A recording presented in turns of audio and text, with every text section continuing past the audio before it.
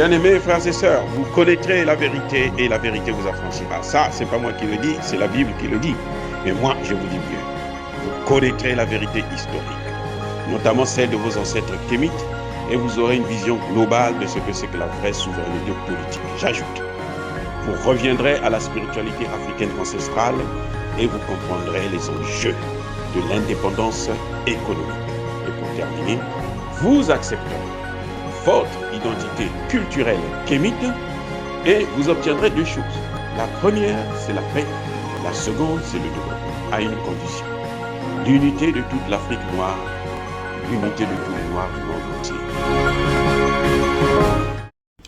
Otep à tous, bienvenue sur la chaîne des panafricanistes, par essence, par conviction et par excellence. Celle des citoyens kémites, par nécessité et obligation de combat. Nous sommes une chaîne qui n'est guidée que par nos ancêtres et rien que par les ancêtres qui appartiennent à l'égrégore du monde noir. Par conséquent, nous ne croyons en aucun Dieu venu de l'étranger. Toutefois, cette vidéo n'est aucunement destinée à inciter à la haine ou à la violence, car nous menons un combat qui est d'abord et avant tout spirituel, ensuite il est politique, géopolitique et géostratégique. Contre l'impérialisme, le colonialisme, le néocolonialisme et l'endocolonial, sur la base du principe fondamental que nous avons hérité de nos ancêtres kémites, qui est celui de la Mahat, c'est-à-dire solidarité, vérité et justice. Vous êtes donc en droit de connaître la vérité et nous avons l'obligation de vous dire la vérité et rien que la vérité, afin que justice soit rendue au continent africain. Et ça, c'est notre modeste contribution dans cette noble lutte en faveur de la souveraineté, la dignité et l'unité africaine. Et ça, c'est le panafricanisme. Bien-aimés frères et sœurs, les Africains du Congo démocratique ont raison, absolument raison, de virer, de dégager la force des Nations Unies, les casques bleus. Ils n'ont aucun intérêt à continuer à les garder là parce que ce sont eux qui aggravent le conflit. Ce sont eux qui entretiennent la crise congolaise. Ce sont eux qui, depuis les années 60, depuis l'époque de Lumumba, travaillent pour détruire le Congo, pour diviser le Congo et permettre donc aux multinationales des puissances étrangères, en premier lieu les États-Unis, mais aussi les puissances européennes, de piller le pays. Patrice Lumumba avait commis l'erreur. Oui, c'est notre père, nous l'aimons très bien. Mais il faut reconnaître là où lui il avait mal agi et qui jusqu'aujourd'hui continue à causer des dégâts.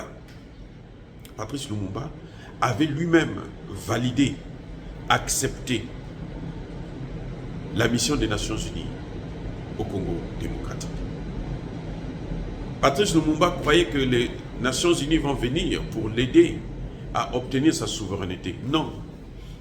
Ce qu'il n'avait pas compris, malheureusement, et nous le déplorons très fermement, c'est que il pensait que les Nations Unies, c'était effectivement, comme le nom l'indique, un ensemble des Nations Unies, un ensemble des pays qui étaient solidaires, qui se souciaient de l'avenir des autres et du monde. Non. Les Nations Unies, c'est une construction pure et simple des Américains. Ils ont créé ça, pas pour sauver le monde, mais pour protéger leurs intérêts.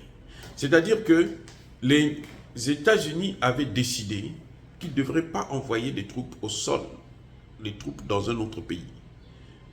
Mais ils devraient faire intervenir les troupes des Nations Unies, les casques bleus, au nom des États-Unis pour protéger les intérêts des États-Unis.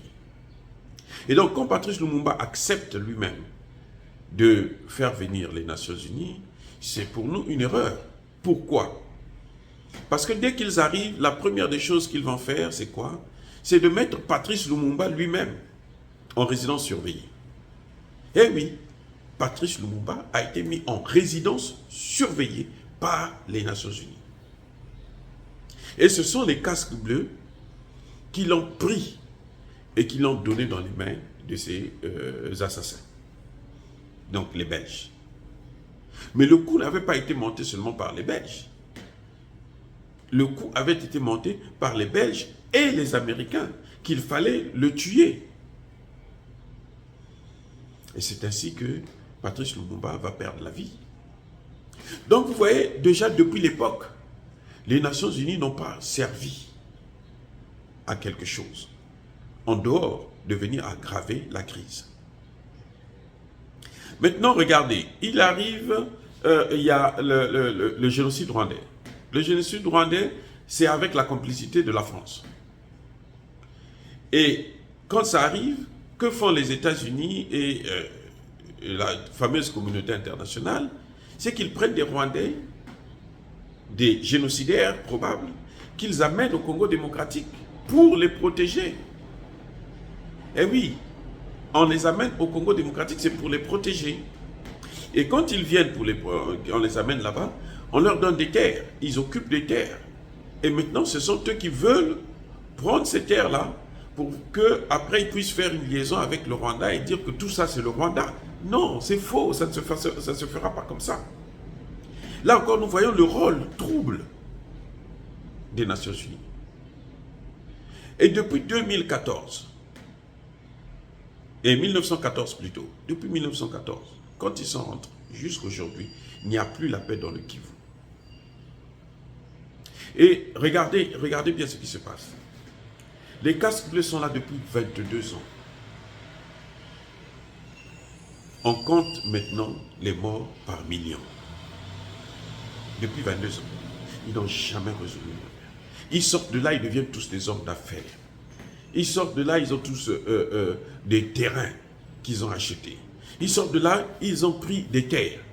Ça ne peut pas continuer comme ça. Les Congolais ont le droit le plus absolu de préserver leur patrimoine historique qui leur a été légué par nos ancêtres et par le grand Dieu lui-même. Ce n'est pas un bien commun. Le Congo n'est pas un bien commun qu'il faut inscrire au patrimoine historique.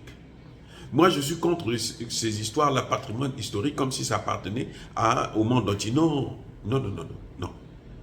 Ce qui leur appartient, là, ça n'appartient jamais au monde entier. Est-ce que vous avez vu qu'on a mis la musique de Michael Jackson dans le cadre du patrimoine historique? Non. Mais nous, on a pris la rumba, on a mis dans le patrimoine historique. La rumba, là, comme ça est dans le cadre du patrimoine historique, là, ça n'appartient plus aux Congolais, ça appartient au monde entier. Ce n'est plus la propriété des Congolais, mais c'est la propriété du monde entier. Ça n'a aucun sens. C'est tellement ridicule. Et ça apporte quoi aux Congolais? Ça change quoi à la vie des Congolais? Peut-être celle des musiciens, parce qu'on va leur donner des petites primes ici et là, mais en dehors de ça. Et puis d'ailleurs, ils sont en train de tous mourir. Ils ne vont pas jouir de ça. Vous allez me dire leurs enfants. Non, écoutez, nous devons nous débarrasser de nous éloigner de tout ce qui est communauté internationale qui a été construite sur notre dos.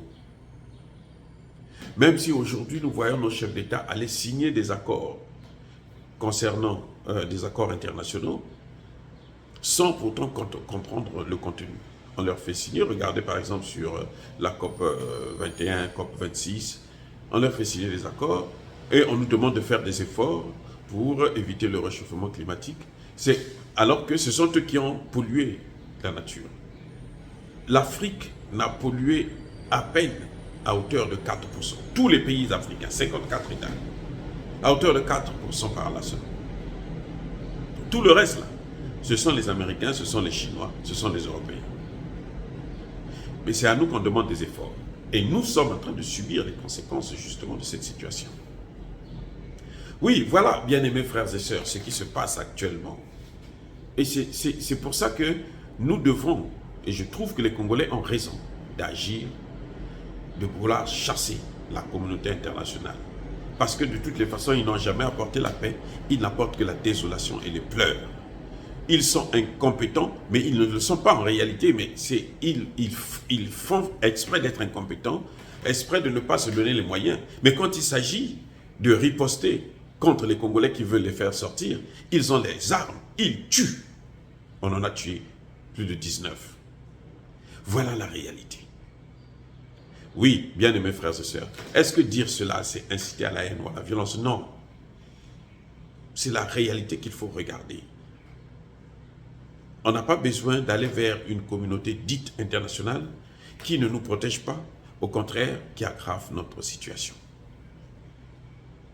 Nous voulons vivre en paix avec préserver notre patrimoine, nos matières premières et industrialiser nos pays. Et c'est ce qu'on nous interdit par la fameuse communauté internationale. Et la communauté internationale, c'est quoi? C'est l'OTAN, c'est l'Union européenne. Voilà, quand ils décident, nous devrons faire ce qu'eux ils décident. On n'a plus le droit à l'autodétermination. Ce sont des textes qui n'ont aucune valeur, sur lesquels eux, ils s'asseyent et continuent à nous détruire nos vies. Bien-aimés frères et sœurs, soyez bénis par le Dieu des Kémites, j'ai dit et j'assume.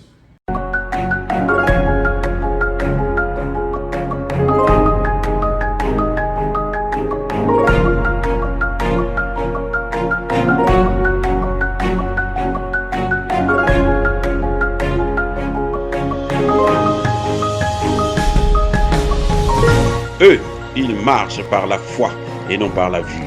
Mais moi, je vous conseille vivement de marcher par la connaissance scientifique et historique, notamment celle de nos ancêtres kémites, par les 5 sens et par l'intelligence.